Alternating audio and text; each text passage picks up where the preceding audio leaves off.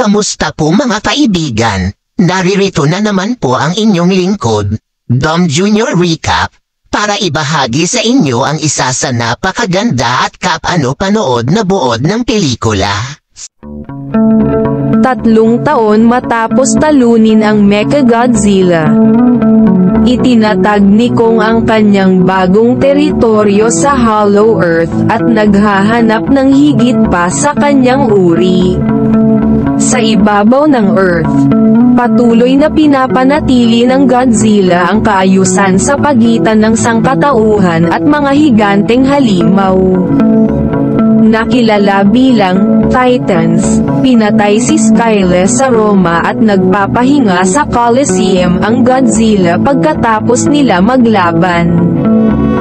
Ang isang Monarch Observation Outpost na nakaistasyon sa Hollow Earth ay may nasisagap silang hindi kilalang signal.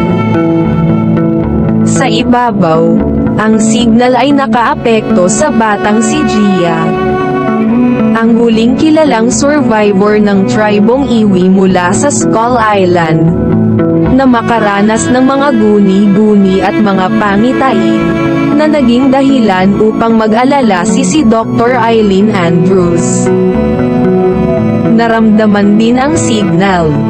Umalis si Godzilla sa Roma at inatake ang isang nuclear plant sa France upang sumipsip ng radiation.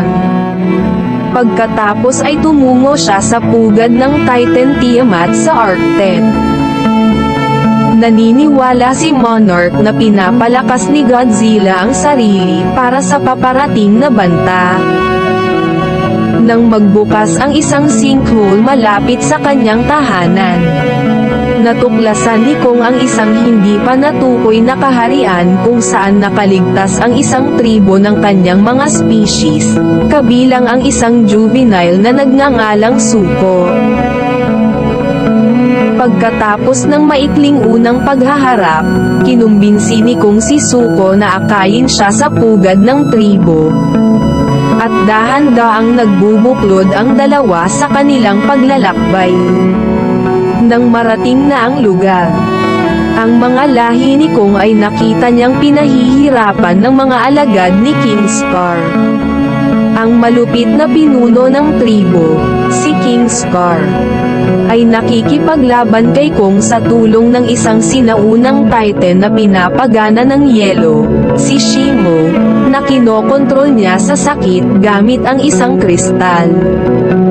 Napinsala ng ice breath ni Shimo ang kanang braso ni Kong, na nagdulot ng frostbite, ngunit sa tulong ni Suko, nagawa ni Kong na makatakas matapos mawala ang kanyang palakol.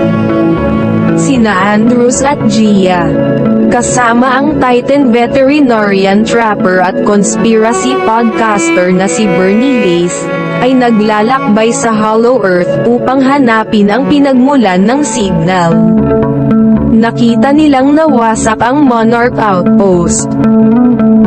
Habang sinusundan ng grupo ang hudyat, natuklasan nila ang isang templo na humahantong sa kanila sa isang subterranean section na kinaroroonan ng isang nakaligtas na tribo ng Iwi, na nakikipag-usap sa isa't isa ng telepathically.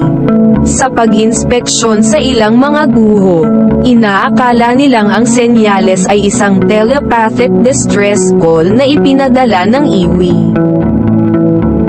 Habang pinagmamasdan si Gia na nakikihalubilo sa mga Iwi, ipinahayag ni Andrews ang kanyang takot kay Trapper na maaaring piliin ni Gia na manatili sa kanyang mga tao at kailangang tanggapin ito ni Andrews.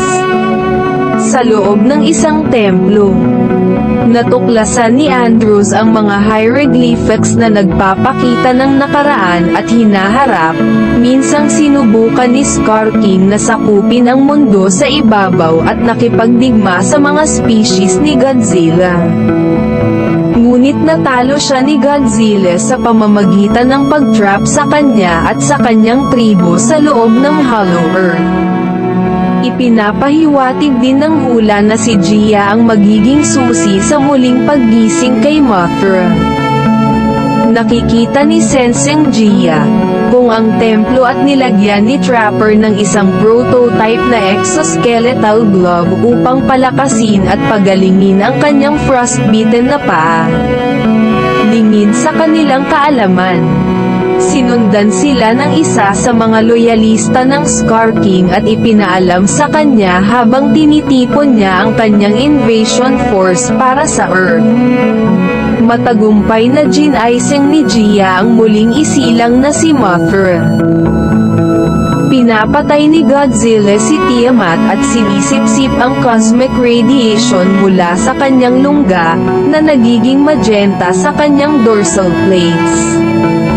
Sa pag-asang maakit si Godzilla sa Hollow Earth upang tulungan siya, lumutang si Kong sa Cairo at tumawag kay Godzilla.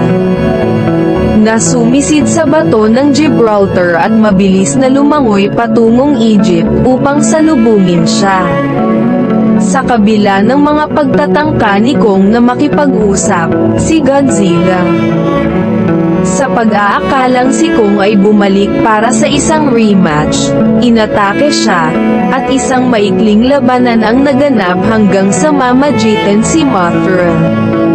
Si Godzilla, Kong at Mothra ay bumalik sa Hollow Earth at nakipag-ugnayan kay Scar King, kasama ang kanyang hukbo at si Shimo, sa labanan.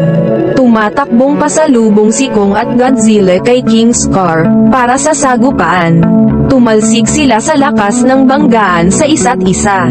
At patuloy pa rin ang pakikipaglaban nila Kong at King Scar. Kinalagkad ng laban sina Godzilla, Kong, Scar King at Shimo sa Rio de Janeiro, kung saan nagsimulang mag-udyok si Shimo ng panibagong panahon ng yelo sa utos ni Scar King. Ang mga paksayon ay pantay-pantay hanggang sa dumating si Zuko, dala ang palakol ni Kong at sirain ang kristal na pumokontrol kay Shimo. Shimo at Kong pagkatapos ay nag-freeze at binasag ang Scar King. Matapos alisin ang panahon ng yelo ni Shimo gamit ang kanyang atomic breath, bumalik si Godzilla upang magpahinga sa Coliseum. Muling nakipagkita si Gia kay Andrews at pinapawi ang kanyang takot sa pamamagitan ng pagpili na manatili sa kanyang inampon. Ibinalik ni Mothra ang proteksyon na hadlang ng tahanan ng mga iwi. Bumalik si Kong kasama sina Shimo at Zuko sa Hollow Earth, kung saan siya ang naging bagong pinuno ng tribo ng unggoy. Sana ay nagustuhan ninyo ang buod ng pelikula. Paki-like and subscribe naman po mga kaibigan.